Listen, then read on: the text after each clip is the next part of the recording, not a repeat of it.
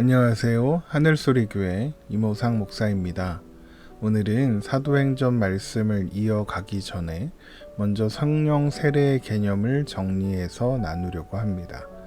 이것을 먼저 정리하려고 하는 것은 성령 세례에 대한 견해가 기독교 교파마다 다른 의미와 해석으로 사용되고 있어서 많은 분들이 오해하고 있기 때문입니다. 오늘 말씀을 통해서 성령 세례가 무엇인지 그 개념을 확실히 정리할 수 있는 시간이 되었으면 좋겠습니다. 먼저 사도행전 2장 1절에서 4절의 말씀을 읽겠습니다. 오순절 날이 이미 이르매 그들이 다같이 한 곳에 모였더니 호련히 하늘로부터 급하고 강한 바람 같은 소리가 있어 그들이 앉은 온 집에 가득하며 마치 불의 혀처럼 갈라지는 것들이 그들에게 보여 각 사람 위에 하나씩 임하여 있더니 그들이 다 성령의 충만함을 받고 성령이 말하게 하심을 따라 다른 언어들로 말하기를 시작하니라. 아멘. 먼저 성령 세례가 무엇인지 생각해 보겠습니다. 성령 세례가 뭘까요? 간단하게 말하면 성령이 나에게 임하는 일입니다. 그러면 우리는 성령 세례를 어떻게 받을 수 있을까요? 그리고 성령 세례가 일어나면 무슨 일이 일어날까요? 우리는 사도행전 2장에 있는 사건을 보면서 이것을 일반화하고 그래서 이것을 모든 사람, 모든 신자들에게 일어나는 사건이라고 생각합니다. 그래서 성령 세례가 임하면 당연히 방언을 말해야 하고 불의 혀가 갈라진다고 했으니 뭔가 가슴이 뜨거워지고 몸이 뜨거워지는 그런 일이 있어야 한다고 생각하기 쉽죠. 그러나 성경이 말하는 성령 세례는 전혀 다른 모습을 가지고 있습니다. 사도행전 2장의 성령 강림 사건은 첫 번째 성령 강림의 사건으로 특별한 사람들에게만 있었던 사건입니다. 그러니까 이것을 일반화해서 모든 신자들에게 일어나는 상황이라고 생각해서는 안 될 것 같습니다. 왜 그러냐? 이런 말씀들이 있기 때문입니다. 먼저 사도행전 19장을 보겠습니다. 사도행전 19장 1절에서 2절의 말씀입니다. 아볼로가 고린도에 있을 때에 바울이 윗지방으로 다녀 에베소에 와서 어떤 제자들을 만나 이르되 너희가 믿을 때에 성령을 받았느냐? 이르되 아니라 우리는 성령이 계심도 듣지 못하였노라. 바울은 전도 여행을 하는 중에 에베소에서 어떤 제자들을 만나게 되었다. 이렇게 기록하고 있습니다. 이 제자들이 누구인지는 정확히 알 수 없습니다. 그러나 그들은 세례 요한의 세례를 받고 에베소로 이동을 해서 살고 있었던 사람들이 아닐까 추측할 수 있습니다. 그래서 예수님을 만난 적이 아직 없는 그런 사람들이었던 거죠. 그러나 세례 요한의 세례를 통해서 세례 요한이 전한 바 메시아를 기다리고 또 믿는 그런 제자들이었을 것입니다. 그러니까 바울이 그들에게 너희가 믿을 때에 성령을 받았느냐 라고 물을 때 그들이 우리는 성령의 계심도 알지 못한다 라고 대답하는 겁니다. 그들은 아직 복음을 제대로 듣지 못했을 뿐만 아니라 성령의 계심도 듣지 못한 사람들이었던 겁니다. 그런 제자들에게 바울은 요한이 회개의 세례를 베풀며 증거한 분이 예수님이시다라고 알려줍니다. 그러니까 복음을 전한 것이죠. 사도행전 19장 3절에서 4절의 말씀입니다. 바울이 이르되 그러면 너희가 무슨 세례를 받았느냐? 대답하다 요한의 세례니라. 바울이 이르되 요한이 회개의 세례를 베풀며 백성에게 말하되 내 뒤에 오시는 이를 믿으라 하였으니 이는 곧 예수라 하거늘. 바울이 전해주는 복음을 들은 그들은 예수님의 이름으로 세례를 받게 되는데 그때 그들에게 성령이 임하시는 일이 있습니다. 사도행전 19장 5절에서 7절입니다. 그들이 듣고 주 예수의 이름으로 세례를 받으니 바울이 그들에게 안수함에 성령이 그들에게 임하심으로 방언도 하고 예언도 하니 모두 12사람쯤 되니라. 여기서 또 많은 사람들이 오해하는 것이 바울이 세례를 주고 안수를 해주었기 때문에 그들에게 성령이 임한 것이다 라고 생각합니다. 그러나 그렇지 않습니다. 바울이 처음 이 대화를 어떻게 시작했습니까? 너희가 믿을 때에 성령을 받았느냐입니다. 바울은 복음을 듣고 믿을 때에 성령이 임하신다는 것을 알고 있었던 것입니다. 그러면 믿음이 먼저인가 성령이 임하시는 게 먼저인가?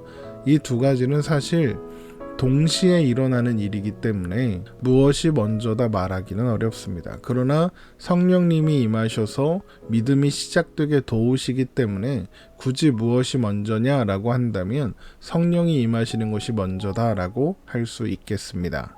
성령 세례에 관련된 또 다른 사건도 하나 더 보겠습니다.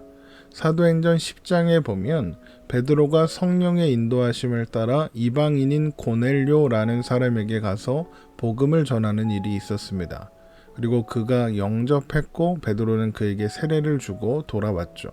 그런데 예루살렘 교회의 주 구성원들이었던 유대인들은 베드로가 이방인들에게 복음을 전했다는 말을 듣고 아니 왜 이방인에게 복음을 전했냐 이렇게 따졌습니다.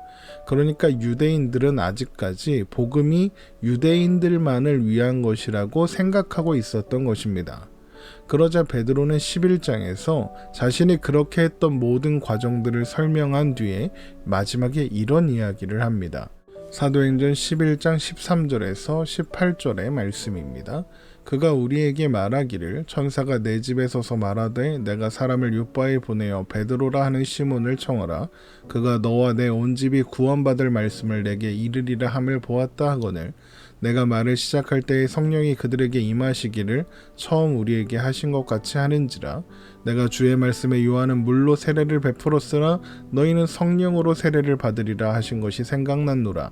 그런즉 하나님이 우리가 주 예수 그리스도를 믿을 때에 주신 것과 같은 선물을 그들에게도 주셨으니 내가 누구이기에 하나님을 능히 맡겠느냐 하더라. 그들이 이 말을 듣고 잠잠하여 하나님께 영광을 돌려 이르되 그러면 하나님께서 이방인에게도 생명 얻는 회개를 주셨도다 하니라. 고넬료가 믿을 때에 성령이 임하셨는데 처음 제자들에게 임하시는 것처럼 했다. 이것이 베드로의 증언입니다.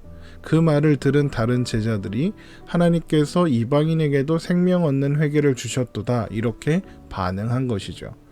우리가 이 사건에서 확인하려는 것이 바로 이것입니다. 고넬료가 믿을 때에 성령이 임하셨습니다. 그러니까 믿음이 시작될 때 성령께서 임하시는 겁니다. 그리고 그것이 바로 성령 세례인 것이죠. 그러니까 만일 우리가 예수님을 믿노라 고백하는 신자라면 우리가 예수님께서 우리를 위해 피 흘리시고 죽으시고 다시 살아나신 바 된 이 복음을 듣고 믿고 있는 사람이라면 우리 안에는 이미 성령님이 계시는 것입니다. 왜냐하면 그 누구도 성령님이 계시지 않는 사람은 그런 고백을 할 수 없기 때문이죠. 고린도전서 12장 3절입니다. 그러므로 내가 너희에게 알리노니 하나님의 영으로 말하는 자는 누구든지 예수를 저주할 자라 하지 아니하고 또 성령으로 아니하고는 누구든지 예수를 주시라 할 수 없느니라. 뭐라고요? 성령으로 아니하고는 누구든지 예수를 주시라 할 수 없느니라. 그러니까 우리 안에 성령님이 계셔서 성령님께서 우리로 하여금 예수 그리스도를 주님으로 고백하게 하신다는 겁니다. 그러니까 우리가 예수님을 그리스도다, 주님이시다 라고 고백할 수 있는 이유, 그리고 그것을 믿을 수 있는 이유가 바로 우리 안에 성령님이 계시기 때문이라는 거죠. 로마서 8장 9절에서 11절을 보면 또 이런 말씀이 있습니다. 만일 너희 속에 하나님이 영이 거하시면 너희가 육신에 있지 아니하고 영에 있나니 누구든지 그리스도의 영이 없으면 그리스도의 사람이 아니라. 또 그리스도께서 너희 안에 계시면 몸은 죄로 말미암아 죽은 것이나 영은 의로 말미암아 살아있는 것이니라. 예수를 죽은 자 가운데서 살리신 이의 영이 너희 안에 거하시면 그리스도 예수를 죽은 자 가운데서 살리신 이가 너희 안에 거하시는 그의 영으로 말미암아 너희 죽을 몸도 살리시리라. 여기에서 그리스도의 영, 하나님의 영 모두 성령님을 가리키는 표현입니다. 그러니까 믿노라 하면서 그 안에 성령님이 계시지 않는다? 그것은 믿는 것이 아니기 때문에 바울이 너희가 믿을 때에 성령을 받았느냐라고 물어야 했던 것입니다. 그러니까 정리하면 성령 하나님은 우리가 복음을 듣고 믿을 때에 이미 우리 가운데 임하신 겁니다. 우리가 복음을 들을 때에 성령님께서 오셔서 우리의 눈을 뜨게 하셔서 내가 죄인인 것을 깨닫게 하십니다. 죄인인 것을 인식하게 하시는 거죠. 그리고 나서 의에 대하여, 심판에 대하여, 예수님에 대하여, 그리고 구원과 은혜에 대하여 알게 하셔서 예수님을 믿도록 하시는 겁니다. 그래서 엄격하게 말하자면 우리가 복음성가나 찬송을 부를 때 성령님 임하소서라는 식의 표현은 조금 이상한 표현일 수 있습니다. 왜냐하면 신자 안에는 이미 성령님이 계시기 때문이죠. 게다가 성령님은 우리가 복음을 듣고 믿을 때 임하시는 것이지 우리가 요구한다고 해서 임하시는 게 아니니까요. 그래서 흔히 말하는 것처럼 우리가 성령 세례를 사모하며 기도한다고 해서 성령이 오시는 것이 아닙니다.